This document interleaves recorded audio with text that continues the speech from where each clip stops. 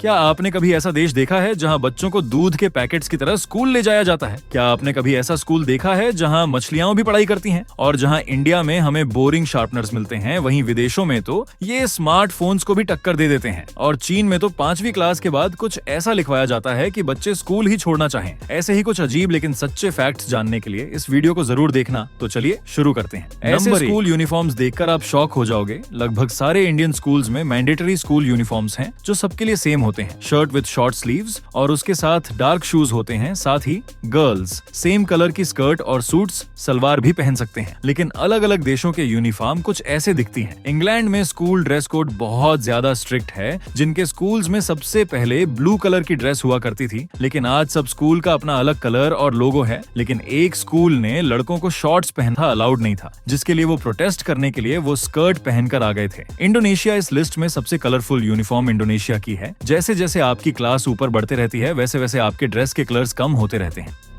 Number 2, France एक ऐसा देश है जहां सेकुलरिज्म बहुत ज्यादा है, क्योंकि वहां पर पब्लिकली किसी भी रिलीजन को फॉलो नहीं कर सकते। इसी तरह आप वहां स्कूल्स में भी स्कार्फ, टर्बन और क्रॉस जैसी चीज नहीं पहन सकते, जो इस देश के सेकुलरिज्म को दिखाता है। नंबर 3, स्कूल्स में क्लिप की जरूरत हम सबको पड़ती है अपने फाइल्स और इम्पोर्टेंट नोट्स के पेजेस को एक साथ रखने के लिए। लेकिन आपने सिर्फ ये बोरिंग राउंड पेपर क्लिप ही देखा होगा। लेकिन जैसा कि आप सब जानते हो कि जापान 2050 में जी रहा है, वहां पर ये एनिमल की शेप के क्लिप्स मिलते हैं और ये कई शेप्स में अवेलेबल है, जैसे penguin, crocodile, pig, dog, squirrel, cat और रैबिट, जिन्हें आप अलग अलग चीजों के लिए अलग अलग एनिमल यूज कर सकते हो। पर आपको सिर्फ क्लिप देखकर ही पता चल जाएगा कि कौन सा पेज किस चीज का है ना? कूल। नंबर 4, आपके साथ एक ना एक बार ऐसा जरूर हुआ होगा कि आपके हाथ किसी वजह से गंदे होंगे और आपने ऐसे हाथों से इरेजर को पोंछ लिया और आपका व्हाइट इरेजर की शक्ल अब पहचान में ही नहीं आ रही। या फिर जैसे हम इरेजर से कुछ एरिया इरेज करते हैं तो वो ब्लैक हो जाया करती थी, लेकिन टॉम बॉय की ये स्पेशल इरेजर चमत्कार से कम नहीं। टॉम बॉय की शुरुआत 1913 में हुई थी, जो अपने हाई क्वालिटी पेन मार्कर और स्टेशनरी के लिए जाना जाता था। टॉम बॉय वैसे तो बहुत तरह की इरेजर बनाते हैं, लेकिन ये इरेजर सबसे पॉपुलर है क्योंकि इसे मैस्ट फ्री डिजाइन किया गया है और इसकी डस्ट एक साथ चिपक जाती है और रोल्स में निकलती है। इतना ही नहीं, इसका ब्लैक कलर इसको सबसे यूनिक लुक देता है, जो इसे साफ रखता है। नंबर 5,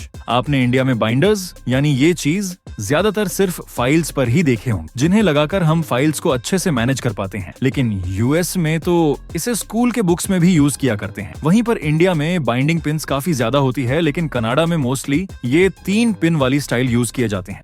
नंबर 6, क्या आपको वो लास्ट मोमेंट की ड्राइंग चिपकाना याद है, जिसमें इधर उधर से ग्लू मांगकर अपने ड्राइंग या कुछ ऐसी चीजों को आप चिपकाया करते थे? और जैसा कि आप सब जानते होंगे, इंडिया में सबसे ज्यादा फेविकॉल और ग्लू स्टिक या फेवी स्टिक ही है, जो आपकी लिपस्टिक की तरह काम करती है। लेकिन जापान में ग्लू एक पेन की तरह आता है, जो कुछ इस तरह दिखता है। नंबर 7, इंडिया में मोस्टली जो आपने शार्पनर देखे होंगे वो काफी वाइब्रेंट और कलरफुल होते हैं। लेकिन क्या आप जानते हो, जर्मनी की एक कंपनी अपने शार्पनर बनाने के लिए जानी जाती है, जिसका नाम है मोबियस प्लस रपट, जिनके शार्पनेस सॉलिड ब्रास के बने होते हैं, जिनके टूटने के चांसेस तो आप भूल ही जाओ। इतना ही नहीं, इन्हें दुनिया के सबसे फाइनेस्ट शार्पनर में से एक कहा जाता है। नंबर 8, ये चीज देखकर आप भी शॉक हो जाओगे और सोचोगे कि ये मेरे पास स्कूल में क्यों नहीं था, क्योंकि इंडियन स्कूल्स में हम ज्यादातर अपनी नोटबुक को बेंच पर रखकर हैं या हाथ में लेकर नोट्स लिखते हैं, जो कभी कभी इरिटेटिंग हो जाता है क्योंकि कभी स्पेस कम होने की वजह से लिखा नहीं जाता। लेकिन ये करिश्मा आपकी सारी प्रॉब्लम दूर कर देगा, क्योंकि ये है एक नोटबुक स्टैंड, जिसमें आप अपनी बुक्स को रखकर पढ़ सकते हो, नोट्स ले सकते हो और ये दिखने में काफी कूल भी लगता है। नंबर 9, हमारे टाइम पर ज्योमेट्री बॉक्स बहुत सिंपल और एक ही तरह के होते थे, जो हर कोई बच्चा वही यूज करता था, जिसमें वो कंपास और बाकी ज्योमेट्री की चीजें होती थी, जिसमें हम अपना पेंसिल शार्पनर डालकर उससे ही कैरी बॉक्स की तरह यूज कर लेते थे। लेकिन आप जर्मनी के बॉक्सेस में देखोगे तो आपको शर्म आ जाएगी, क्योंकि ये दिखने में इतने ज्यादा कूल लगते हैं, क्योंकि ये लोहे से नहीं बना है, बल्कि इसे पूरी तरह से लकड़ी से बनाया गया है, जिसकी शाइनिंग बताती है कि ये महंगा ही होगा। नंबर 10, एक मैथ स्टूडेंट से ज्यादा कैलकुलेटर की अहमियत कोई नहीं समझ सकता। इंडिया के कैलकुलेटर कुछ इस तरीके के दिखते हैं, ब्लैक कलर में, लेकिन जर्मनी का ये कैलकुलेटर व्हाइट कलर में भी मस्त लग रहा है। वाओ। नंबर 11, पुराने टाइम में इंडिया में बैग्स का कोई सिस्टम नहीं था, क्योंकि मोस्टली बच्चे सिर्फ एक तख्ती टांग कर ले जाया करते थे। आपके पेरेंट्स को ये पता होगा। उसके बाद आई बैग्स की बारी, जिसने बच्चों की दुनिया में कलर्स भर दिए, जिसमें सबसे पहले आए थे वो चटकनी वाले व्हाइट बैग। उसके बाद ये बैग स्टाइल आप सब जानते ही हो, लेकिन जापान का स्टाइल शुरू से ही बहुत सिंपल था। जापान के स्टूडेंट्स रांडोसेरू नाम का एक बैग इस्तेमाल करते हैं, जो बहुत मजबूत लेदर के बैग्स होते हैं, जिनका फटना तो बहुत मुश्किल ही था है। वैसे शुक्र है इंडिया में ऐसा कोई बैग नहीं है, वरना हर साल हमें नए बैग नहीं मिलते। वो भी अपने पसंद के। वही कोरिया में इंडिया की तरह कलरफुल और लाइट वेट बैग्स होते हैं। Number 12, Gutenberg paper glue gaming stick. Glue stick तो मैंने आपको काफी दिखा दी, लेकिन इस ग्लू जैसी ग्लू आपने कभी नहीं देखी होगी, क्योंकि जर्मनी की एक कंपनी है गुटेनबर्ग ऐसी ग्लू बनाती है जिसमें सबसे सुंदर ग्लू है और सबसे ज्यादा लाइट ड्यूटी पेपर पर यूज करने का ये रिकमेंड करते हैं। और सबसे ज्यादा उन लोगों के लिए बेहतर है जिन्हें केमिकल से एलर्जी है, क्योंकि ये सिर्फ पानी, ट्री गम और पोटैटो से नेचुरली बनाई जाती है। नंबर 13, इंडियन बच्चों का वेपन। 5th क्लास तक मेजरली पेंसिल ही होता है, लेकिन बहुत टाइप्स के पेंसिल आते हैं, जैसे राउंड, ट्रायंगल और बहुत सारे। लेकिन 5th क्लास के बाद बच्चों को पेन दे दिया जाता है देखकर। शुरू में तो हम बहुत खुश होते हैं, क्योंकि बचपन से बहुत शौक होता है पेन से लिखने का। लेकिन पेन से लिखने का मतलब है हम अपनी गलतियों को अब मिटा नहीं सकते। अब हर स्कूल में इसी तरह पेन यूज किया जाता है, लेकिन जर्मनी के स्कूल में बच्चे अब भी फाउंटेन पेन यूज करते हैं। वही चाइना जैसे देश में कुछ सब्जेक्ट्स के लिए अभी भी old school calligraphy brush use किए जाते हैं, जबकि यूएस इंडिया की तरह पेंसिल और बॉल पेन बनाकर यूज करता है। नंबर 14, इंडियन स्कूल्स में शार्पनर मोस्टली इस तरीके के दिखते हैं, लेकिन जर्मनी की ही एक कंपनी है डक्स, जो 1908 से पेंसिल शार्पनर बना रही है। ये शार्पनर अपने साथ एक क्यूट लेदर केस में आता है, साथ ही इसमें 3 अलग अलग सेटिंग भी है, शार्प, मीडियम और राउंड। तो आपको जैसा मन चाहे आप पेंसिल को वैसे शार्प कर सकते हो। जबकि हमारे यहाँ तो कुछ ऐसे शार्पनर होते हैं पूरी पेंसिल ही खा जाते हैं, और जैसे ही पेंसिल की निप आने वाली होती है तभी ये निप टूट जाती है। कमेंट में जरूर बताना क्या आपके साथ भी ऐसा हुआ है।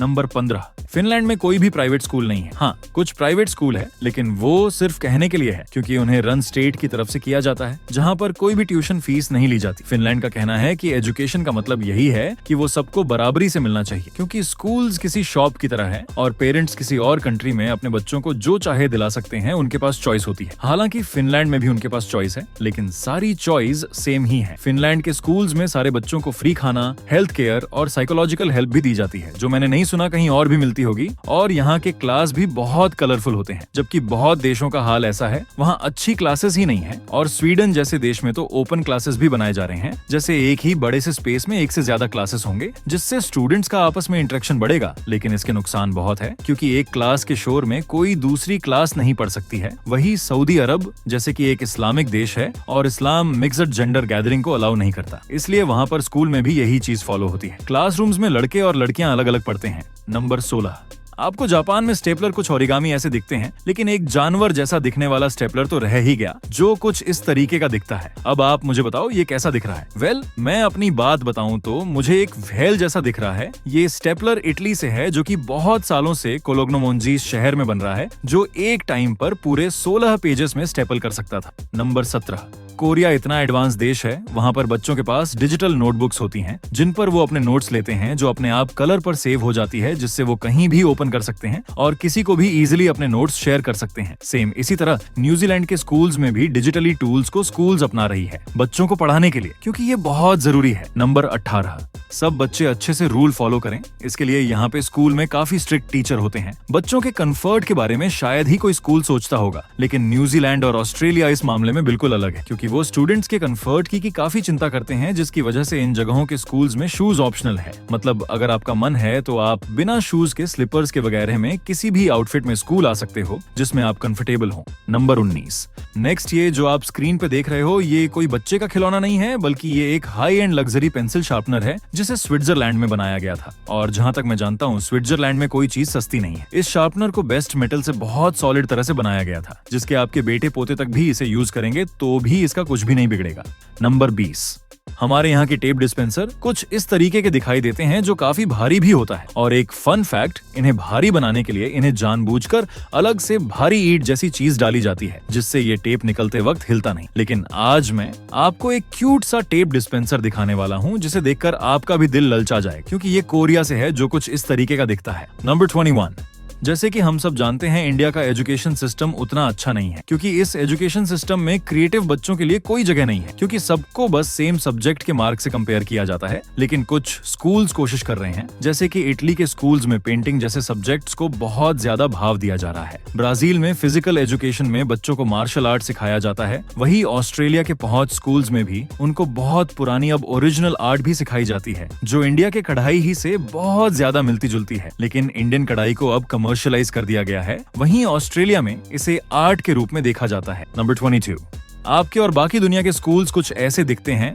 नॉर्मल बिल्डिंग्स की तरह, लेकिन आप बांग्लादेश में देखो तो वो आपको नहीं मिलेंगे, क्योंकि वहाँ के स्कूल कुछ ऐसे दिखाई देते हैं। बांग्लादेश का 70% से भी ज्यादा लैंड एरिया सी लेवल से 1 मीटर से भी कम ऊपर है, जहाँ पर मानसून सीजन में काफी ज्यादा फ्लड्स भी आते हैं और हिमालयाज की रेंज से भी यहाँ पर बहुत फर्क पड़ता है। इन सब चीजों की वजह से लगभग हर साल फ्लड्स में एक 5वां कंट्री बह जाता है। बांग्लादेश की आबादी 165 मिलियन के करीब है, जिसमें से 22% लोग 15 साल के नीचे रहते हैं। मतलब लाखों सिर्फ बच्चे हैं जिनकी एजुकेशन फ्लड्स के टाइम पर खराब हो जाती है। इसलिए यहाँ के लोगों ने बहुत ही अमेजिंग आइडिया लाया, जो कि है बोटिंग स्कूल का आइडिया, जिनको सोलर पैनल से पावर मिलती है और ये कई दिनों तक खुद सस्टेन कर पाते हैं। नंबर 23, शायद आपका इस वाले पॉइंट में काफी सालों का डाउट क्लियर होने वाला है कि दूसरे देशों के स्कूल्स में स्कूल का टाइमिंग क्या होता है। तो ब्राजील में स्कूल सुबह 7 बजे से लेकर 12 बजे तक होता है, जिसके बाद बच्चों को लंच के लिए घर भेज दिया जाता है। फ्रांस में स्कूल को 8:30 बजे से 4:30 बजे तक चलाया जाता है, लेकिन इसके अंदर बच्चों को 2 घंटे का बड़ा लंच भी मिलता है। ऐसे ही ब्रिटिश स्कूल्स में 9 से 3:30 तक रन किया जाता है। बात करें साउथ कोरिया की, तो मामला काफी मेहनत भरा है, क्योंकि साउथ कोरिया के स्टूडेंट्स जो सेकेंडरी स्कूल्स में पढ़ते हैं वो लगभग 14 से 16 घंटे तक अपनी डेस्क पर ही रहते हैं, जो इंटरनेशनल स्टैंडर्ड्स के हिसाब से बहुत ज्यादा है। लेकिन पिछले कुछ सालों से बच्चे डिनर के लिए घर जाते हैं, जिसके बाद स्टूडेंट्स दोबारा फिर प्राइवेट स्कूल्स यानी ट्यूशन टाइप स्कूल्स में जाते हैं, ताकि मेन स्कूल में जो पढ़ा है उसे रिवाइज करने के लिए उसके बाद भी उन्हें कुछ टाइम होमवर्क भी करना पड़ता है। इसलिए साउथ कोरिया के स्टूडेंट्स इंटरनेशनली सबसे सक्सेसफुल बच्चों में से एक है, लेकिन इसके लिए वो सबसे ज्यादा मेहनत भी करते हैं। नंबर 24,